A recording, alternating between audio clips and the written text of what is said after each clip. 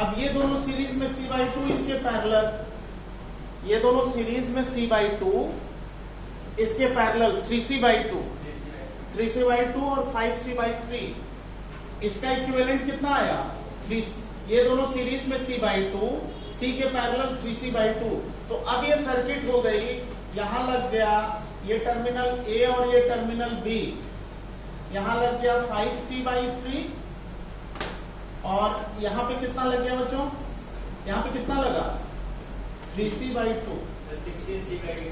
ये दोनों सीरीज में कर लो तो 1/CAB, या ऐसे कर लो CAB C1 C2 upon C1 plus C2, 5C/3 3C/2 5C/3 plus 3C/2। Solve कर लो, आंसर आ जाएगा। क्लियर? ये दोनों पैरेलल में इसके सीरीज में जितना आया वो इसके पैरेलल में 5C/3 आया। ये दोनों सीरीज में इसके पैरेलल में 3C/2 आया। 5C/3 3C/2 सीरीज में कर लिया, C1 C2 upon C1 plus C2। क्या आंसर आया? इसको सॉल्व करेंगे तो क्या आंसर आएगा बोलो। 15C²/6 डिवाइडेड बाई कितना हुआ, एलसीएम कितना हुआ? 15/90 19C/6। ये सॉल्व करने पे कितना आ रहा है? 19C/6 19C/6।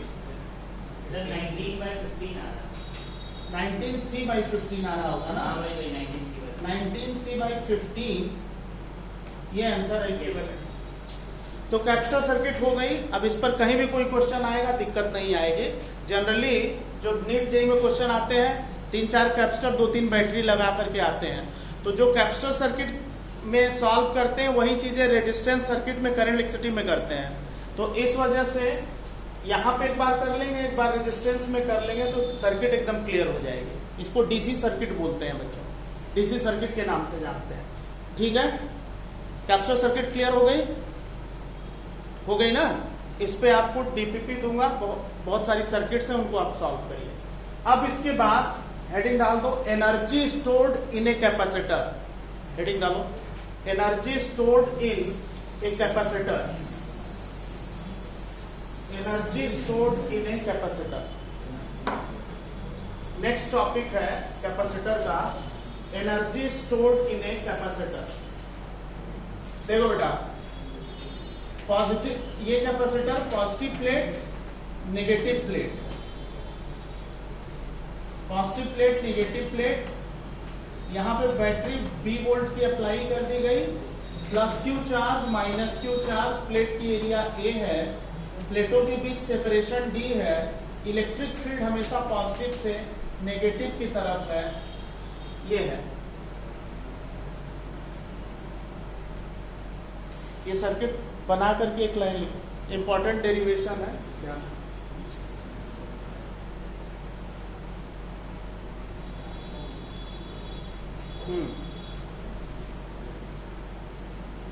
लिखो बच्चों।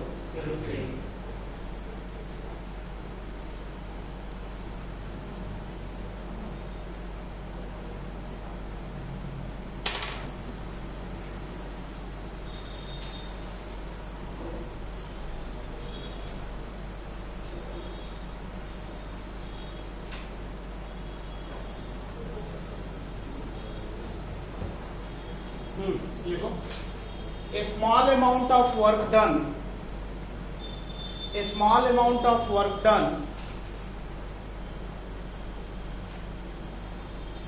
a small amount of work done in giving charge dq to capacitor, in giving charge dq to capacitor, in giving charge dq to capacitor is, giving charge dq to capacitor is dw equals to vdq। ये formula कहां से आ गया? Potential में बताया था V equal to W by Q. इसको लिख सकते हैं Q by C dQ, Q by C dQ। This is dW, this is dw q by c dq। अब इसके नीचे लिखो total work done in giving charge small q to capacitor. Total work done in giving charge small q to capacitor is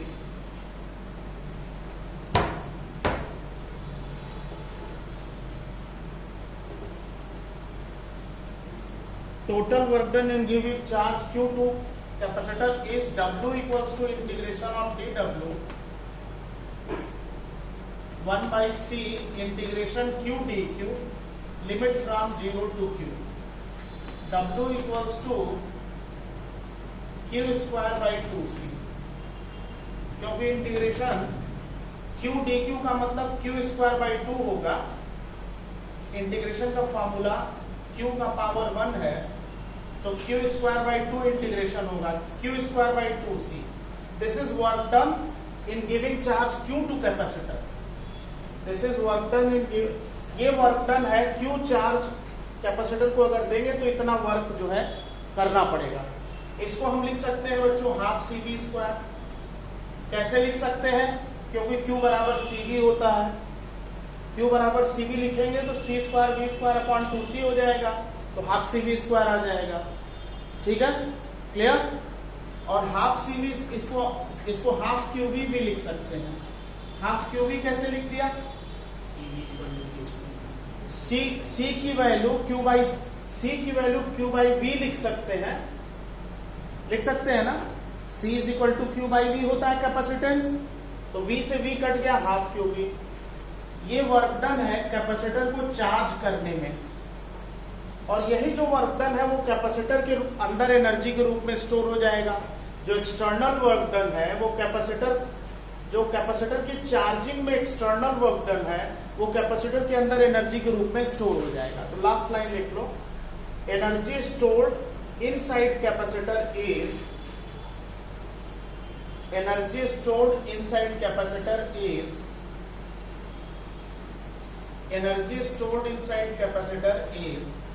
U equals to half CV square Q square by 2C half QV। ये derivation complete हो गई। This is energy stored inside a capacitor।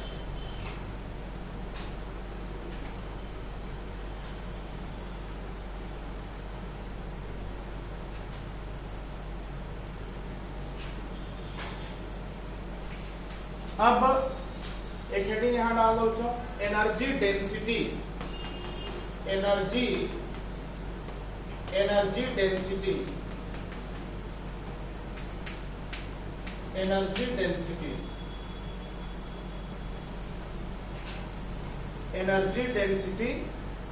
एक line लिख लो, energy per unit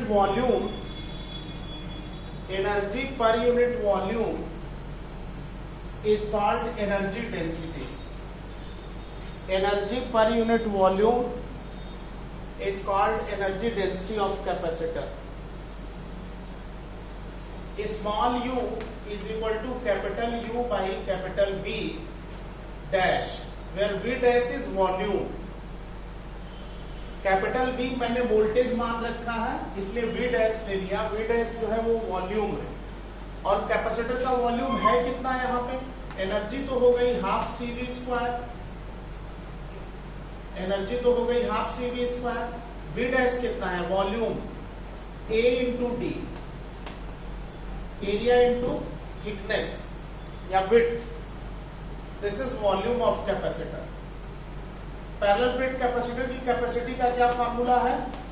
what is the capacity formula of parallel plate capacitor? Epsilon naught A by D, और voltage V का formula है E into D whole square. क्योंकि electric field potential gradient होता है, ये बात मैंने बताई थी। इलेक्ट्रिक फील्ड पोटेंशियल ग्रेडियंट होता है, ये बात बताई थी। तो इसको अगर सॉल्व करें तो ये कितना आ जाएगा? इसको अगर सॉल्व कर लें तो ये कितना आ जाएगा?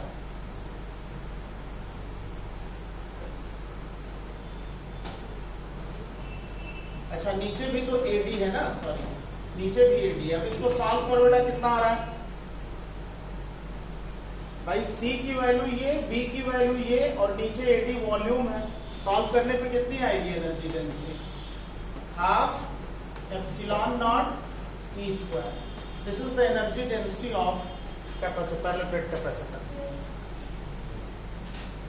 तो ये एनर्जी डेंसिटी का फार्मूला हो गया पैरेलल प्लेट कैपेसिटर के लिए, half epsilon not E square.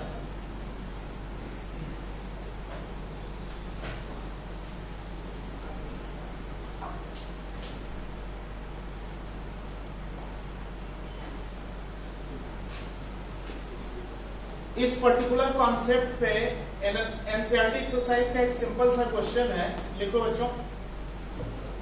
NCERT exercise का एक सिंपल क्वेश्चन है इस पर्टिकुलर कॉन्सेप्ट पे।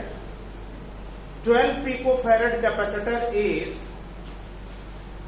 12 picofarad capacitor is connected across 12 picofarad capacitor is connected across 500 volt battery. 500 volt battery. What is the energy stored inside the capacitor?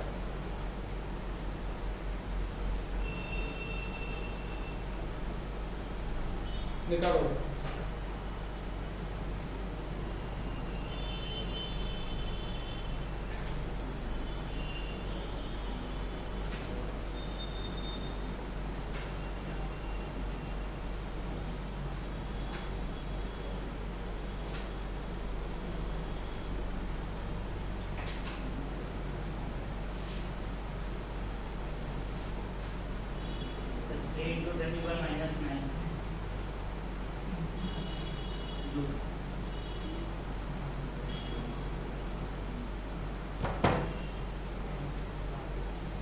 Simple सा formula, energy निकालनी है, half C V square लगा देंगे।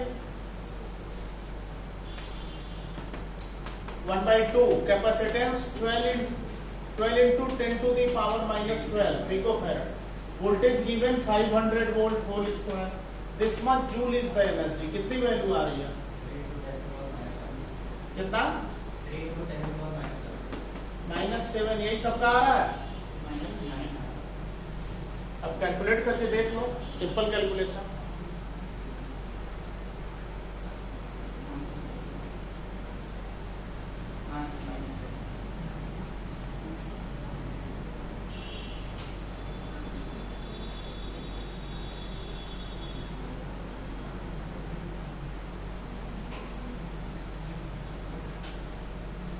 तो अब इसमें energy concept पर based एक इंपॉर्टेंट टॉपिक है, इसको हम कहते हैं लॉस ऑफ एनर्जी। इस टॉपिक का नाम है लॉस ऑफ एनर्जी। हेडिंग डाल दो, हेडिंग डाल दो बच्चों, distribution of charges and loss of energy. Distribution of charges and loss of energy. Distribution of charges and loss of energy. Distribution of charges and loss of energy. देखो बेटा, ये conductor है R1 R2 radii के दो conductor, ये R1 ये R2 एक wire के थ्रू कनेक्टेड है। Q1 Q2 C1 C2 V1 V2।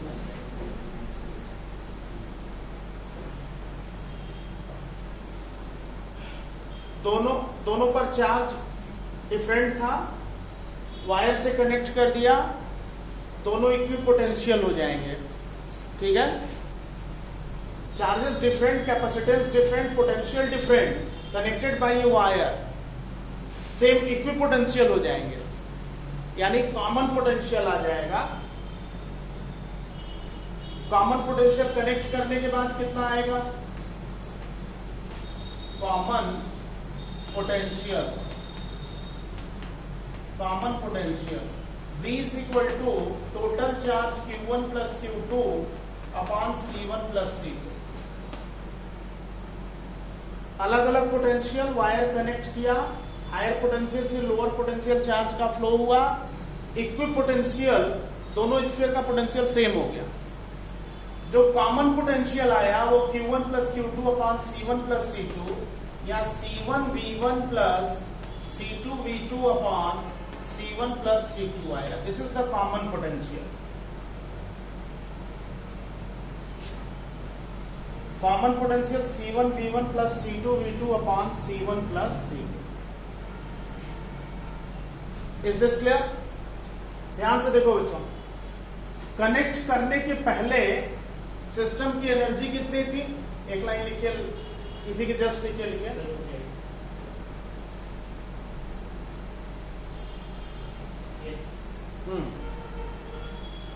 Energy of the system before connecting the wire, energy of system before connecting the wire,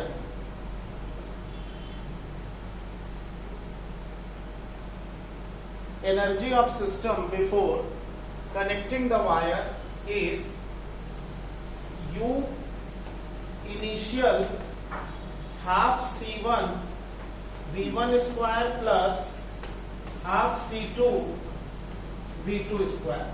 Before connecting wire, energy of system is this much, half C1 V1 square इसका और half C2 V2 square इसका।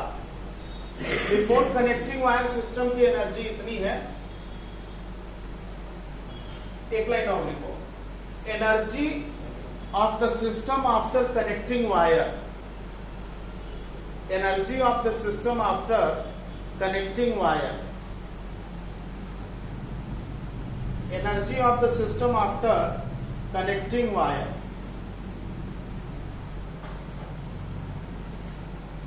UF ये हो जाएगा half C1 plus C2 multiplied by V square. Energy after connecting wire is half C1 plus C2 multiplied by common potential square. दोनों का potential same हो गया, कनेक्ट करने के बाद दोनों का पोटेंशियल सेम हो गया, तो एनर्जी हो गई half C1 plus C2 into V square. अब आप क्या करोगे, V की ये वाली वैल्यू आप यहां पुट करोगे और उसके बाद लॉस ऑफ एनर्जी का फार्मूला निकालोगे। Loss of energy, loss of energy delta U आप निकाल दोगे।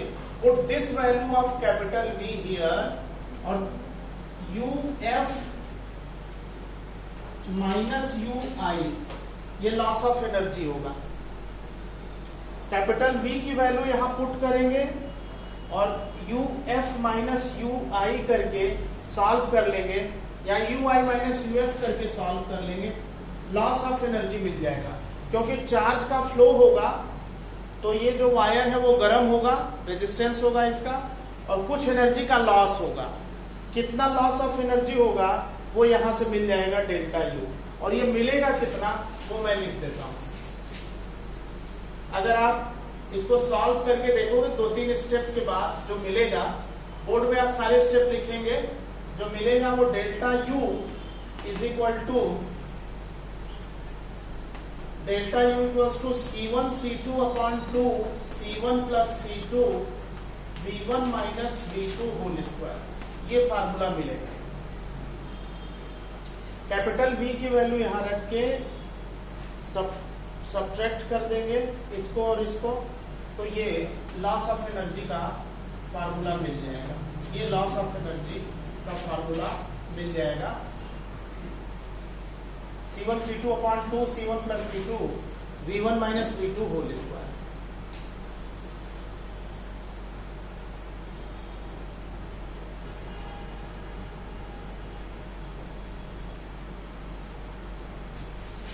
इस पर एनसीईआरटी का एक क्वेश्चन है, सिंपल सा, इसको देखते हैं। क्वेश्चन लिखो बेटा। क्वेश्चन इस तरह से है,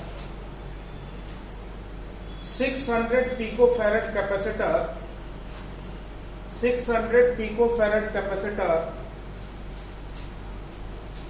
600 picofarad capacitor is charged by 200 volt supply 600 picofarad capacitor is charged by 200 volt supply, full stop.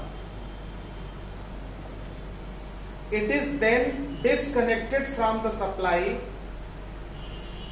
It is then disconnected from the supply.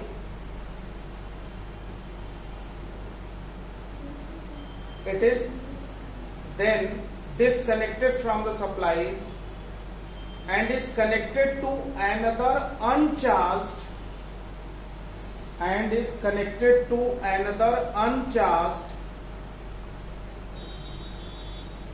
and is connected to another uncharged 600 picofarad capacitor. 600 picofarad capacitor.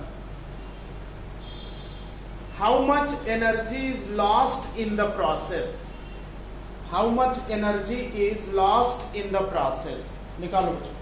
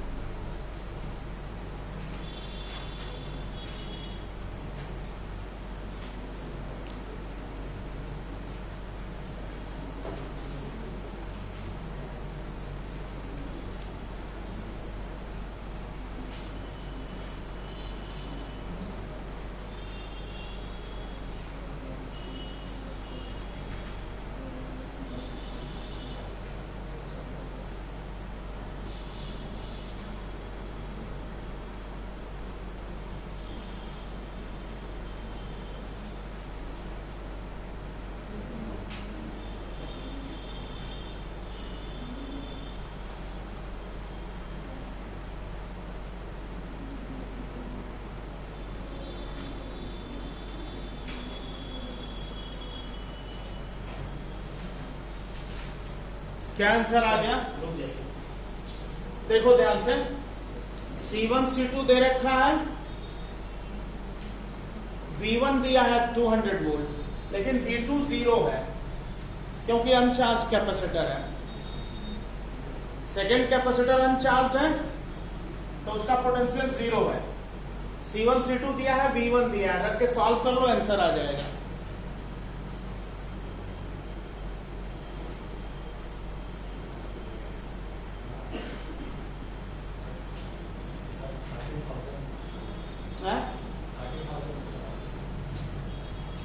ठीक से solve करो. C1 C2 upon 2 C1 plus C2 into V1 square.